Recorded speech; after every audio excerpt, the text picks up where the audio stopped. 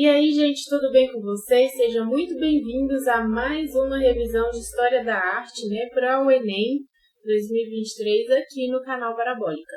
E hoje a gente vai ver as artes africanas. É um panorama, uma revisão muito breve, porque as artes africanas, pode-se assim dizer, são muito diversas, é um conteúdo muito grande e eu jamais conseguiria dar em apenas uma aula falar sobre as mais importantes culturas da África, porque são vários países, vários idiomas, vários povos. Então a gente conversou, eu e o professor Pedro, a gente trouxe assim o que é principal, o que é mais cobrado no Enem, nos vestibulares.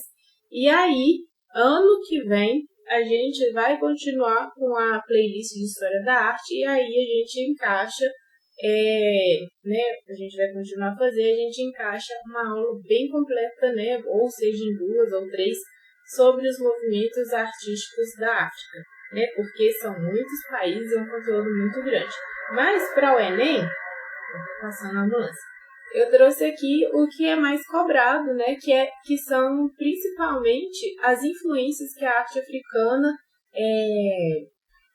trouxe para a história da arte, para os movimentos artísticos lá do modernismo, que a gente vai ver nas vanguardas modernistas, que é principalmente o cubismo, que começou ali com Pablo Picasso, como é que foi, como que foi essa influência e por que influenciou, e a gente vai assim.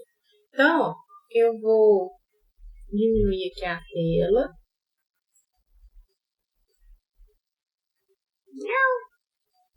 Pequenininho. Então, nossa terceira aula de revisão aí para a prova do Enem. Então, vamos lá.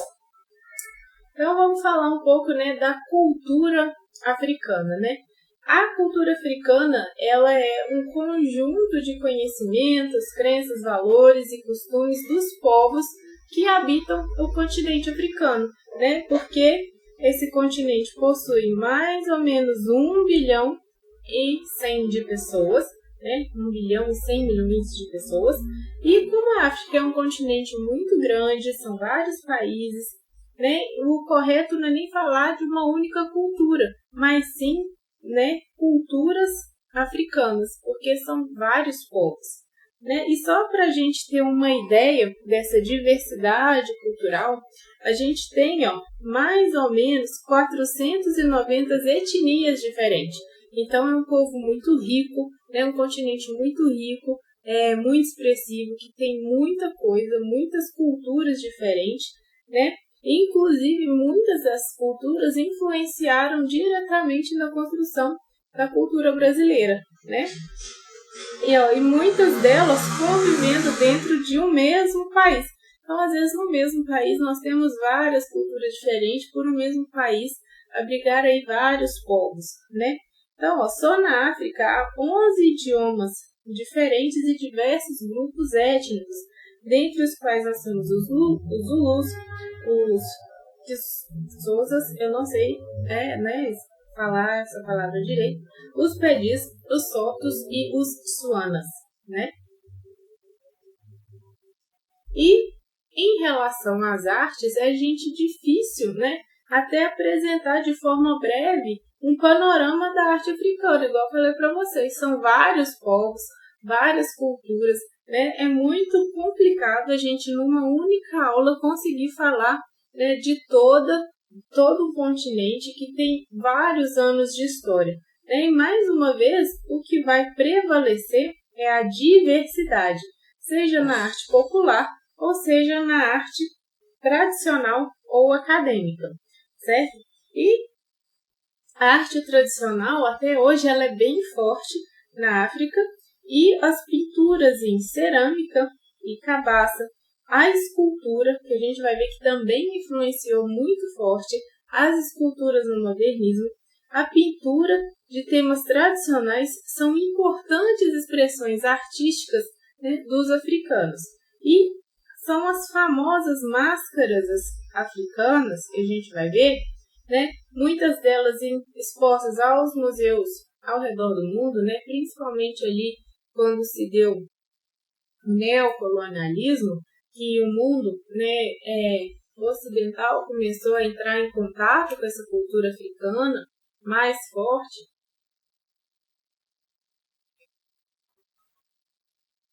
né, a gente consegue ver essas peças em museus, principalmente no Museu Metropolitano de Nova York, tem muita coisa, museus em Berlim.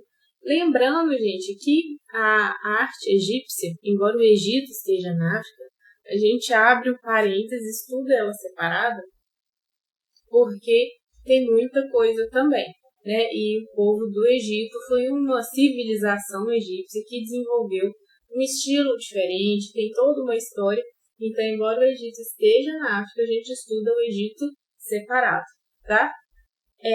Algumas dessas máscaras, elas têm função religiosa e festiva, né? E um exemplo que eu trouxe para vocês são as máscaras Gedelé, né? Que elas são usadas por homens em rituais de dança Yorubá, né? Homens Yorubá e rituais de dança.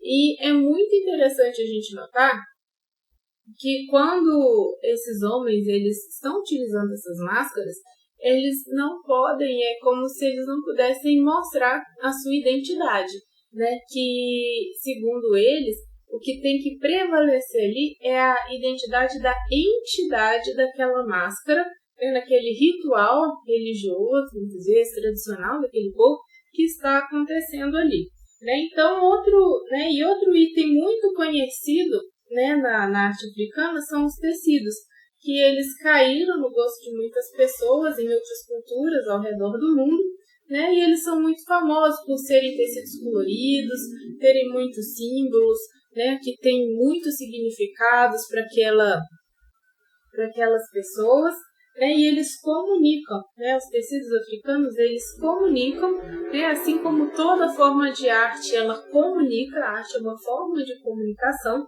né, entre outras coisas, a identidade cultural daquela pessoa que está utilizando. Então, muitas vezes você vê pessoas que querem, né, principalmente hoje em dia, se reafirmar sua identidade cultural utilizando esses tecidos africanos como forma de resgatar as suas raízes, né? E aqui, ó, a gente começa mesmo a ver, né, a arte africana, né, os primeiros cubistas. Por que a gente... Nossa, meu orelha não posso mais, estou dando alergia do meu bem. Por que a gente começa a ver, né, a ter o... Deixa eu diminuir só mais um pouquinho aqui a telinha, porque eu acho que ficou em cima do texto. Opa. Agora eu não vou conseguir. Nossa. Achei que tivesse em cima do texto, mas não tá. Então, ó, a gente começa a ter, né, a gente chama assim, fala que os africanos foram os primeiros cubistas, porque foi quando, né, o Pablo Picasso ele teve o primeiro contato com as máscaras africanas que ele começou a utilizar, principalmente por causa de todo esse conceito que possui por trás dessas máscaras, de ser uma coisa muito cultural, né, muito identitária com aqueles povos, e ele viu que isso conversava com o movimento modernista, né, que era de romper com aquele academicismo. Então, quando ele vê uma forma de arte que ela era muito identitária, que ela era tinha toda uma simbologia, uma mitologia por trás disso, ele traz isso para suas telas. Então a gente costuma, né, dizer, vou mostrar para vocês aqui com figuras, que as máscaras africanas, elas são, né, os primeiros aí, lógico que isso numa metáfora, são as primeiras obras de arte cubista, né? E as principais obras da produção artística africana, né, a gente fala aí da África tropical, são as máscaras e as esculturas em madeira, né? Essa máscara aqui, ó, ela é em madeira e notem os detalhes, como que é simétrico, é muito perfeito, né? Então você tem assim um acabamento muito bonito, né? E ó, elas possuem forma angulosa, embora, né, aqui ela seja simétrica, mas na minha opinião ela é muito perfeita, né, e é distorcida em relação à realidade. Por que ela precisava de ser distorcida em relação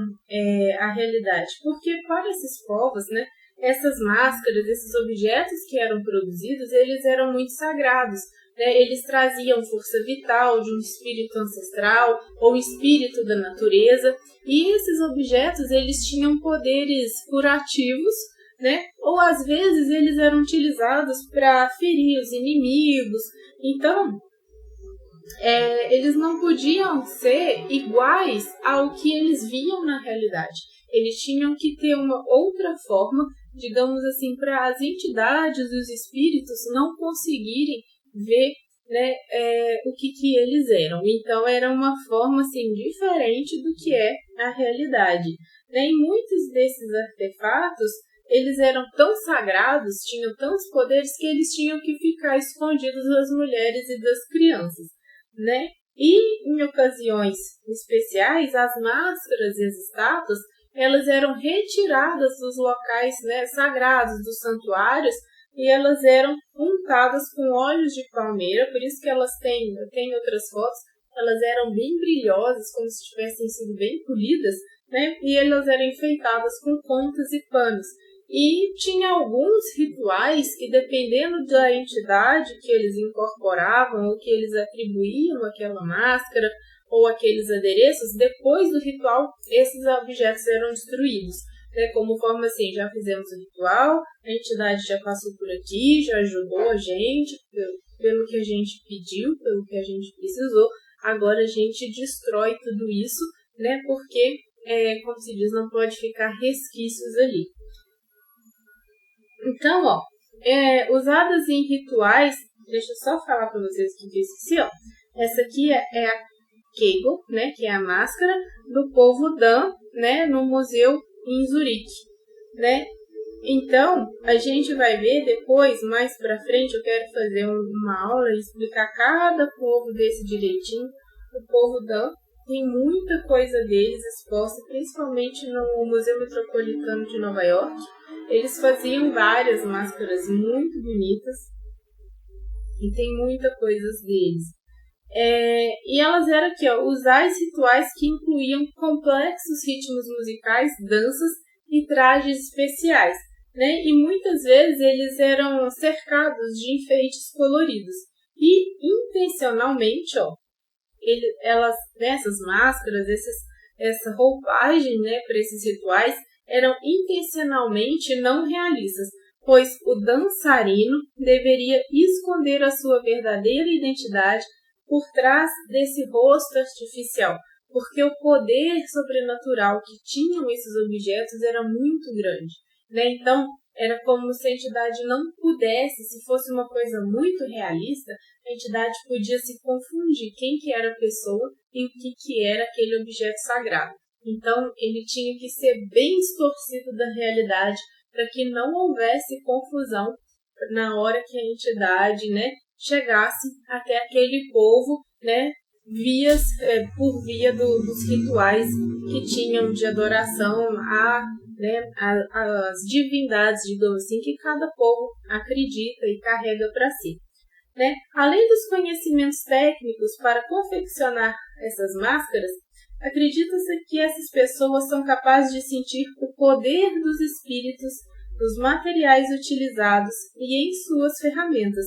Por isso, elas eram feitas com muita cautela e por pessoas, né, digamos assim, capacitadas, né, dentro daquele povo. Lembrando, gente, que uma coisa muito importante que a maior parte desse conhecimento, eles eram passados oralmente, né, de geração para geração. Então, olha como que eles tinham, né, muito cuidado com toda essa cultura, com todo esse conhecimento, como que tinham um respeito muito grande, né, por todas essas mitologias, né, desses povos. E grande parte das máscaras, né, é feita de madeira, que são talhadas com facas afiadas.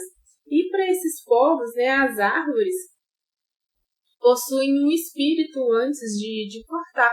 Então, eles faziam um ritual, né, de purificação e sacrifício. Então, eles respeitam e convivem numa sinergia tão equilibrada com a natureza que até para pegar um pedaço de madeira para fazer uma máscara, é como se eles pedissem licença, né, para pegar aquela madeira, para cortar, para fazer uma máscara, porque eles acreditam, né, que na natureza também tem um espírito, que a árvore tem um espírito. Então, olha todo o cuidado e o zelo, né, com que eles faziam, né, todos esses adereços, né, todas essas máscaras, essas esculturas. E aqui eu coloquei para vocês, né, esse aqui também é do povo Dan, né, na Costa do Marfim. Essa está no Museu Metropolitano lá de Nova York. Aqui eu coloquei um quadro do Pablo Picasso, né, que é o Busto de um Homem, de 1908. E aqui outra máscara, né, do povo Dan, também da Costa do Marfim, para vocês verem como que o Pablo Picasso foi influenciado pela arte africana, por essas máscaras em seus quadros. Então, ó, os olhos são amendoados, tanto quanto as máscaras, né? O formato do nariz, aqui é o mesmo formato, a boca, ó. Então, ele se viu muito encantado, né? Com essa riqueza de cultura que ele encontrou nas artes nativas dos povos africanos. E aí ele passou a reproduzir isso justamente para ir contra o academicismo europeu, né, clássico, que até então os modernistas começaram a questionar isso. Por que a arte tem que ser dessa forma? Por que a arte é só até então o que fez ali no Renascimento e isso é replicado até então? Por que a gente não pode tentar ver o mundo por outras perspectivas? E é isso que as vanguardas modernistas, com todos aqueles movimentos do ismos, né, que a gente vai ver, que tem o fauvismo, né, a gente vai ver mais para frente, na próxima aula, creio eu, e a gente vai entender, né, esse foi o questionamento, né, por que até então só é considerado arte o que é produzido dentro das escolas acadêmicas, dentro desse classicismo, né, então, por isso que essa arte africana mexeu muito com ele, né, então, ó, a independência da cultura europeia foi o que atraiu, né, tem uma asinha aqui, a atenção de Pablo Picasso, que em 1905, ao tomar conhecimento da arte africana, sentiu a importância delas, né, ao dizer que sentia a magia nelas. Né, então ele falou assim que não eram apenas peças esculpidas, elas tinham magia, né, e isso influenciou diretamente o movimento cubista.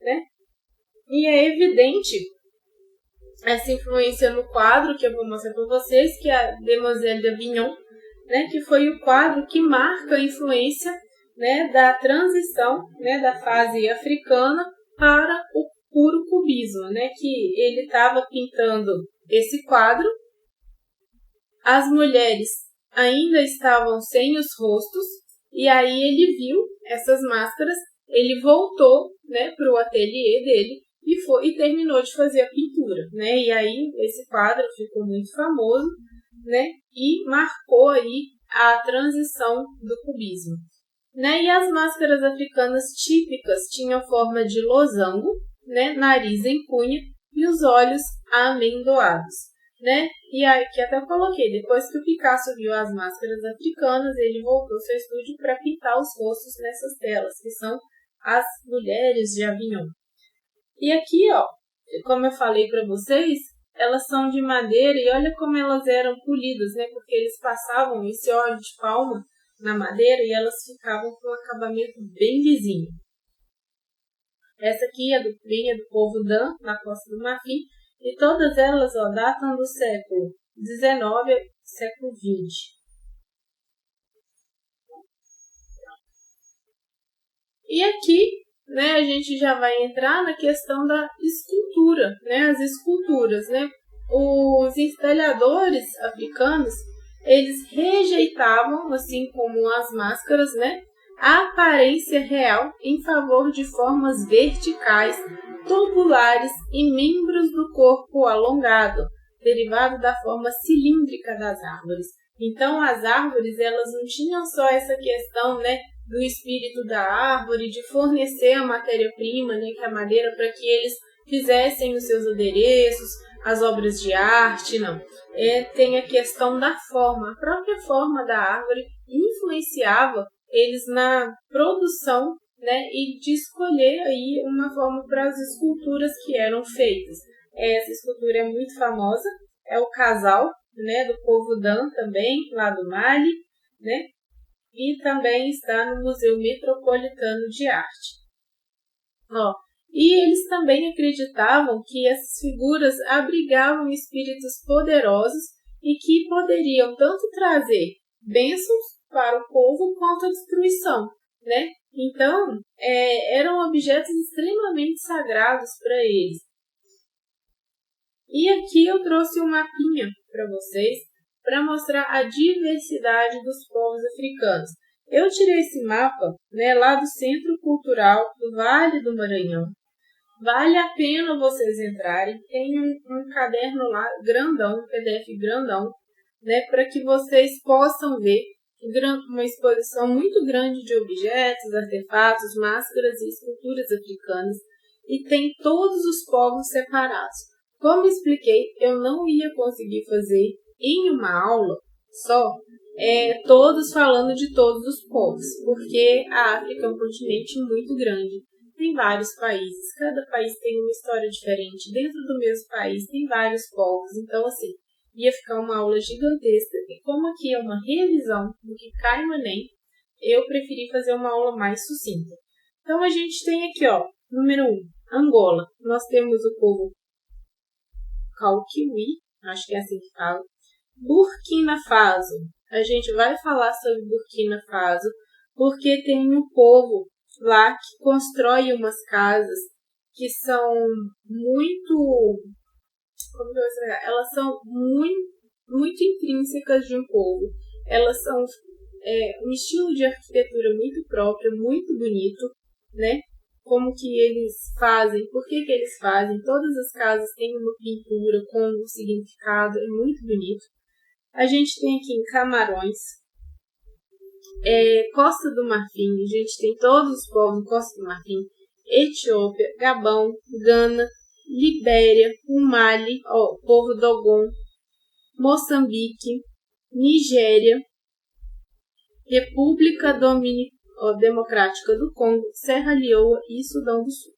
Tá? Então, nós temos 14 países com vários povos, e cada povo desse tem a sua particularidade, tem a sua história, tem a sua cultura, tá? E que todas elas são muito ricas. Então, assim, é muita coisa mesmo que tem de arte africana.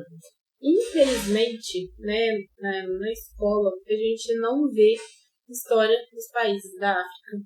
E é um pecado, porque o Brasil está muito ligado com isso. E eu falo até por experiência própria, porque eu tenho parentes, né, ascendentes negros e indígenas, e assim, e a gente não sabe praticamente nada dessas pessoas, simplesmente por uma questão de que só vale, né, aquela parte europeia que veio de não sei aonde, que fez não sei o quê. Então, assim, a gente fica, né, órfão aí de uma parte da nossa própria história, né, o que é, para mim, um absurdo, né. E aí eu quis descobrir um pouquinho mais, até para saber, né, eu fiz aquele testezinho de DNA, e aí eu descobri que a minha família veio do Níger, né. Então, assim, é o que eu sei. Agora, qual povo que veio, infelizmente, né, se perdeu aí ao longo da história, dos anos, com o passar do tempo. Então, vamos lá. As casas de arte de Tiebele, né, lá em Burkina Faso. E a gente tem, na África Ocidental, né, nesse país, Burkina Faso, perto da fronteira com Gana, uma aldeia de 1,2 hectares, chamado de Tiebé. Não sei se é assim que se pronuncia, tá, gente? E essa aldeia, né, reside o povo de Cassena, que é um dos grupos étnicos mais antigos que se estabeleceram no território, né, lá por volta do século XV. Ou seja, enquanto a Europa estava vivendo lá o renascentismo, o Cinquecento, esse povo estava se estabelecendo ali nesse local. Né? E ela é conhecida pelas cores das casas, as paredes detalhadamente decoradas, né? E a extraordinária escultura tradicional Gurunzi. Acho que é assim que se fala, né? Gurunzi.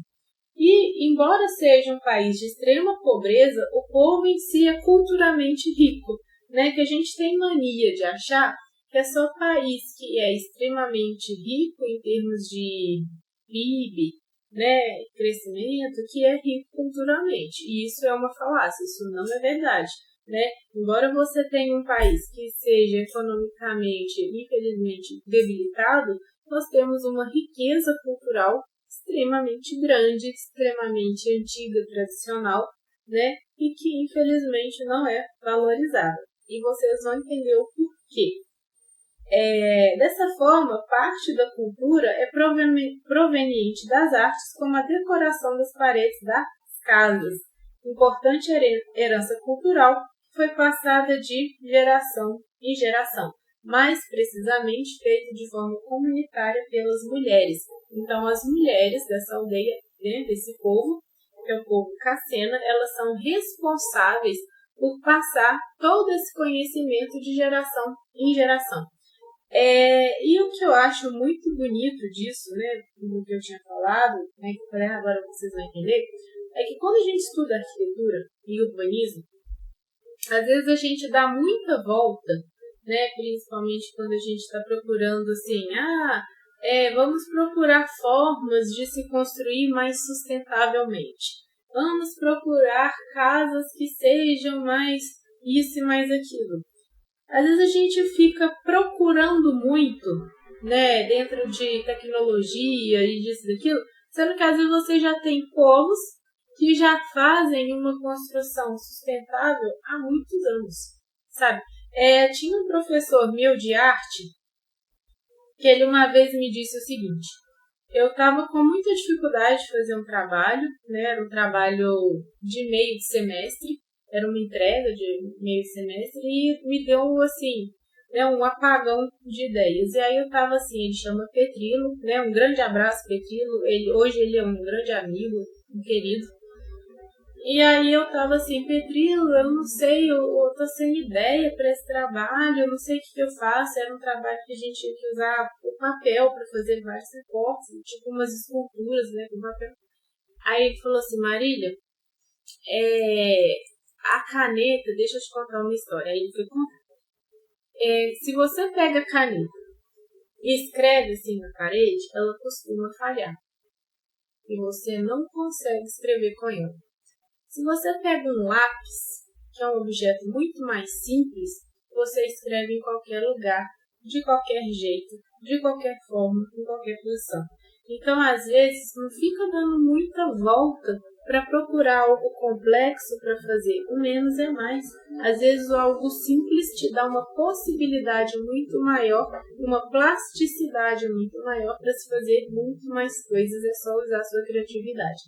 E aí eu tive um estalo, porque eu tava assim, será que eu uso papel isso, papel aquilo? Ele falou assim, olha, usa o simples, o que você tem, trabalhe com isso. E às vezes, quando a gente está procurando formas sustentáveis, né, de se construir, e a sustentabilidade, ela implica a identidade de um povo, ela não faz, ela, né, prega que você não fuja da realidade. Quando eu digo realidade, tem todos os elementos culturais, identitários, símbolos, né, perfil do que já se foi construído, respeitando principalmente a história daquele lugar.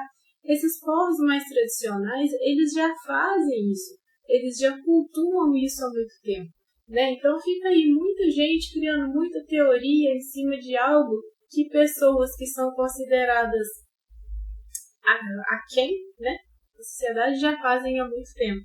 Né? Tem um arquiteto português, que eu não me lembro o nome dele, que ele fala que a boa arquitetura ela tem que surgir da terra. É como uma árvore, né? Ela já tem que estar própria para aquele lugar. Ela já tem que nascer conversando com toda aquela paisagem. E esses povos sempre fizeram isso há muito tempo, né? Mantendo sua cultura, suas tradições, né? Aquela identidade cultural que é muito bonito de se ver. E que às vezes a gente vê pessoas hoje em dia deturpando mesmo, às vezes, uma cultura tradicional por importar algo que é construído em outro lugar, né, e dando valor muito mais a isso do que a história do seu próprio povo, né? Eu não estou sendo contra a globalização, nem nada disso, mas é que às vezes eu vejo gente dando muita volta, né? E às vezes diminuindo o que esses povos tradicionais já fazem há muito tempo, né? Então, as casas são construídas inteiramente com materiais locais, né, como terra, madeira e palha, e antigamente, né, se misturava terra e palha ao estrume de vaca, né, se fazia uma massa até isso ficar plástico para moldar a superfície. E aí tinha todo um revestimento que eles faziam. Hoje já não se usa isso, eles já constroem, né, essas casas, né, com tijolos e a ajuda de barro, que é uma massa. E tradicionalmente e culturalmente, essas casas são construídas de forma artística para proteção, né? Então tem todo, né, um ritual dessas simbologias de proteção, né, e proteção também contra o clima seco e potenciais inimigos, né, e a maior parte das casas, né, aqui tem um Szinho, são coloridas com lama e giz, e nas pinturas, né, a história dessa cultura é passada, né, de geração em geração, e conta a história da tribo, né, essas pinturas que são feitas, né, e as ilustrações, elas têm significado, elas podem significar desde objetos usados na vida cotidiana, né, baseado nas religiões e nas crenças, até padrões decorativos que vai distinguir uma casa da outra, né, e a gente vai ver agora como que essa cultura africana, como que essa arte africana, ela vai influenciar a gente aqui no Brasil. Né? Então, a gente já tem que a cultura africana é uma das matrizes culturais do nosso país, né? E isso, assim, infelizmente, né, se deve ao comércio secular de pessoas escravizadas, né, que começaram a chegar no Brasil no século XVI. Né? Então, ao longo de todo o período da escravidão, foram quase 5 milhões, né? Não é pouquinho, né? Não é milzinho, qualquer milzinho, são 5 milhões de pessoas saídas da África e chegaram ao Brasil. Pessoas que foram arrancadas dos seus parentes, de suas famílias, de seus núcleos culturais, familiares, né? E vendidas como se fossem meros objetos. Né? E tem gente ainda que fala que não tem, né, uma dívida cultural com a população preta do Brasil, infelizmente. Né? O Brasil é um país com a maior população negra fora da África e a segunda maior do mundo. Tá? Com elas veio sua cultura, dando origem ao que a gente chama de cultura afro-brasileira, né? Que é um conjunto de valores, né, crenças e modos de agir influenciados pelas culturas que vieram da África, né, gente? Porque uma pessoa que é arrancada, né, do seu núcleo cultural, familiar, onde tinha, né, afeto, onde se criou tudo, é lógico que isso não é apagar, não é desmanchado, né, só porque ela mudou de país, ela foi levada de um lugar para o outro, ela vai continuar com suas crenças, com seus mitos, com seus rituais, né? Onde ela estiver, né? E aí, uma das manifestações mais evidentes da presença da cultura africana no Brasil é a música popular brasileira, né? A gente tem que o samba, né, é um ritmo genuinamente nacional, mas ele é fruto da cultura africana, né? Os blocos de afoxé, que desfilam pelas ruas de Salvador, na Bahia, né, no Carnaval, também são frutos, né? São outra manifestação importante da cultura africana. O maracatu, a capoeira, também são expressões culturais cuja origem se deve às influências africanas, além da culinária, tá? Né, que essa influência pode ser notada no uso de temperos, ingredientes, né, principalmente aí a gente tem o dendê, e em receitas típicas como o acarajé, o vatapá, o angu. E outra contribuição importantíssima da cultura africana na formação da brasileira é a religião, né? Então a gente tem o candomblé e a umbanda, que são religiões que surgiram no Brasil, então elas não surgiram na África, elas surgiram no Brasil a partir de influências religiosas africanas. Se não me engano, tem vídeo no canal sobre isso, mas se não tiver, já fica aí pra gente fazer. Alguns orixás, divindades, né, de origem iorubá, são cultuados até por adeptos de outras religiões e tornaram-se verdadeiros símbolos nacionais, como é o caso de Iemanjá, né, que é o orixá aí das águas e a rainha do mar, cujo culto é bastante popular em todo o litoral brasileiro, principalmente pelos pescadores que pedem a bênção a Iemanjá, né, antes de sair com seus barcos na água. E aí eu coloquei para vocês, né, algumas imagens para a gente ver, né, o maracatu no encontro estadual de maracatu no Carnaval de Recife, as esculturas dos orixás, né, em Salvador, na Bahia.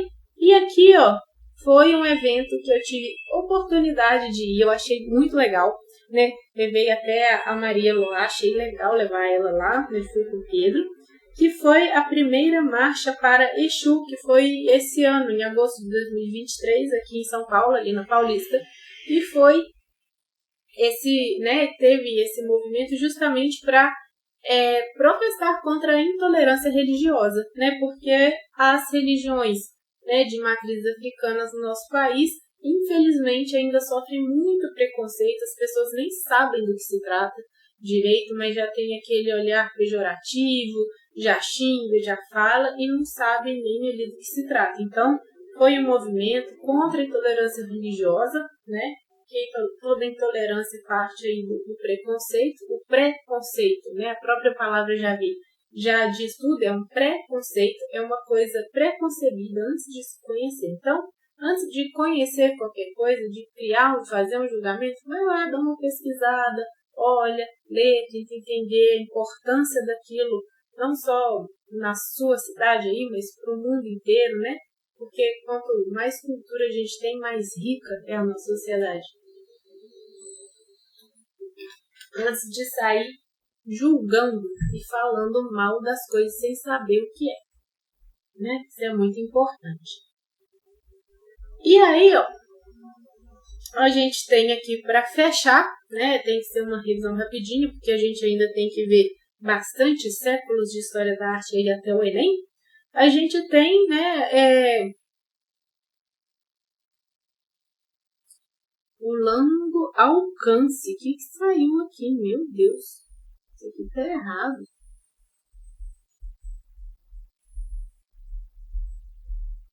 Alcance. É porque saiu aqui. O longo alcance da influência da arte tribal. Então, como que a arte africana influenciou os movimentos de vanguardas europeias aí. Então, ó, a partir do passo inicial de Gauguin, na apreciação dos ilhéus dos mares do sul, a arte primitiva influenciou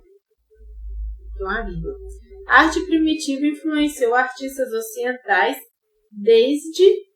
Gente, isso aqui é pressa na digitação, tá? Então, desde o século XIX até os nossos dias. Os artistas e os movimentos mais afetados pelas artes das sociedades pré-industriais foram. Então, a gente tem Gauguin, né, que foi para o Tahiti em 1891, em busca de uma cultura exótica, preservada da civilização ocidental. Então, ele queria entender como que funcionava essas culturas antes de receber essa influência europeia, colonizadora, né? E as cores fortes e a anatomia simplificada de seus quadros refletem a arte decorativa da Oceania.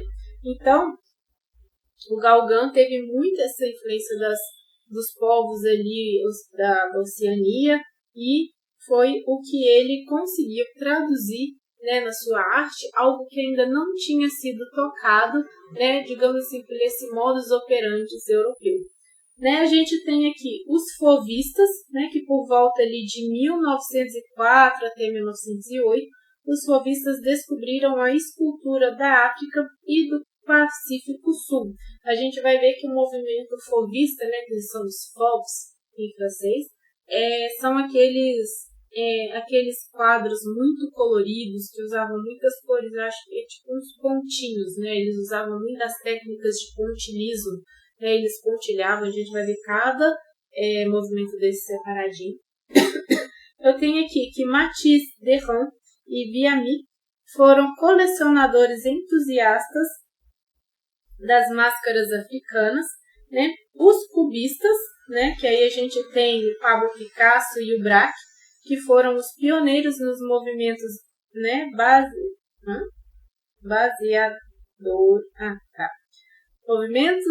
pioneiros no movimento no movimento baseado em máscaras e esculturas tribais que fraturavam a realidade em planos sobrepostos. Então a gente vai entender isso, né, na aula de cubismo, que a gente tem assim um quadro e aí tem aqueles vários planos uns sobre os outros, vários quadrados, formas geométricas formando outras formas, né? O cubismo estimulou a sua disseminação portadora à Europa, culminando na abstração de Malevich e Mondrian. Então a gente vai ver que o Mondrian e o Malevich também se utilizaram dessas formas geométricas, né? Como a gente viu, as máscaras africanas, elas têm esse formato meio de losango, então eles são formas mais simples do que aquele traço clássico, toda aquela perspectiva, aquele trabalho de luz e sombra, que não sei o quê. Então ele falou assim, vamos parar com isso, vamos simplificar, vamos romper com o academicismo, vamos pegar aí o que esses povos estão utilizando, como que eles conseguem passar as mensagens por essas formas mais simples e utilizar isso nos nossos quadros, sobreposições de figura. Né? Então os cubistas eles vão fazer isso. Nós temos aqui os surrealistas, né? Que na década de 20 a gente tem aí os artistas antirracionais, que eles vão se basear mais nos pensamentos, nos sonhos, né? Como o Ernesto, o Miró, o Magritte também, né? O Giacometti, o Dalí, né? Eles colecionavam entalhes do Pacífico, máscaras africanas e as esquimós, que a gente viu na última aula, né, de redação, de revisão. Os esquimós eram aqueles que pegavam vários materiais diferentes, iam juntando e montando umas máscaras assim bem diferentes, né, às vezes com duas expressões na mesma máscara. Então eles começaram a ver esse material como uma coisa de inspiração. Né, nós temos os muralistas mexicanos, né, que tem o José Clemente Orozco e o Davi Siqueiros e o Diego Rivera. O Diego Rivera foi por um tempo, né, o companheiro da Frida Kahlo, e eles dominaram a arte mexicana nos anos 30, prestando homenagem aos impérios Maia e Inca. Então, na última aula, a gente viu a América, como que os povos astecas, né, e os maias influenciaram, né, como que eles se deixaram sofrer influência por esses povos, digamos assim, primitivos em termos de tempo, né? E nós temos aqui, ó, os modernistas, né, que são os artistas sofisticados como o Mondlane, né, que encontraram na arte tribal o frescor e a vitalidade que faltavam à arte convencional. Geralmente a arte convencional era aquela arte engessada pelo academicismo, né, que tinha todo aquele estudo, aquela coisa da perspectiva, e nananã, aquela coisa. Então, eles viram aquela renovação, o fazer diferente, de quebrar esses padrões, né, que já estavam assim, o que a gente vai fazer depois disso?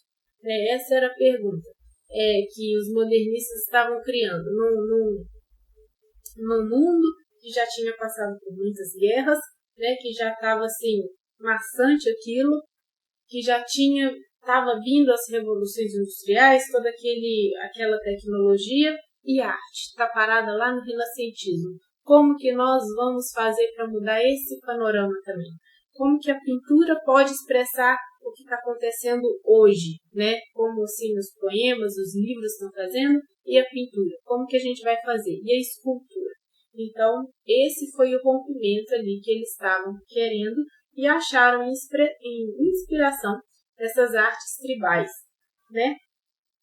Então, ó, suas pinturas de mulheres de pescoço longo lembram as esculturas africanas, expressionistas abstratos, né, com a impermanência das pinturas de areia dos navarros, destruídas ao final de cada rito, que influenciou o expressionismo abstrato no sentido de focalizar o processo de criação artística e não no produto final. Então a gente vai ver que a gente tem o impressionismo e o expressionismo muito mais focado ali na emoção, né, no processo de se criar. Assim como a arte navarro, ela tinha o principal ali no processo do ritual, e que aquela pintura da areia ela tinha que ser destruída depois, porque ali ficavam as doenças, né, que ela era uma pintura curativa, né, os impressionistas e os expressionistas, eles focavam muito mais, né, no processo, na emoção, né? Se você pensar que toda a arte ela tem ali uma emoção, porque ela é uma forma de comunicar, esse era o intuito, né, dos expressionistas, e a gente vai ver mais detalhado do impressionismo.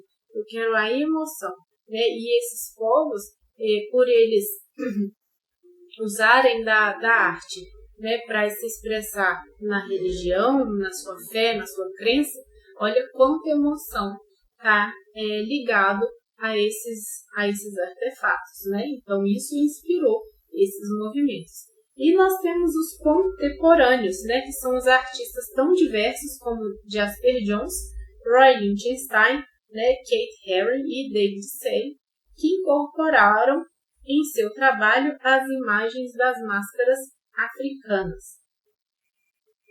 E a gente vai, né, fechar essa live aqui, essa revisão, porque por ser uma revisão, não é o conteúdo todo completo, mas o principal de arte africana e como que isso pode ser cobrado na prova do Enem, perguntando as influências, como que isso é visto hoje. Eu acho que a gente conseguiu dar uma passada num tempo bom que dá para vocês revisarem todo esse conteúdo. Ao longo dessa semana, a gente vai tentar fechar todo o conteúdo de História da Arte e para o ano que vem, né, a gente já vai aí se programar para fazer um curso de História da Arte todo completo, desde o início do ano até o Enem. Beleza? Então, ó, vou me despedir de vocês, porque eu não sei. Pronto. Ó, vou colocar aqui. Qualquer dúvida, deixem aqui nos comentários. A gente está sempre olhando para responder, ajudar vocês no que for possível.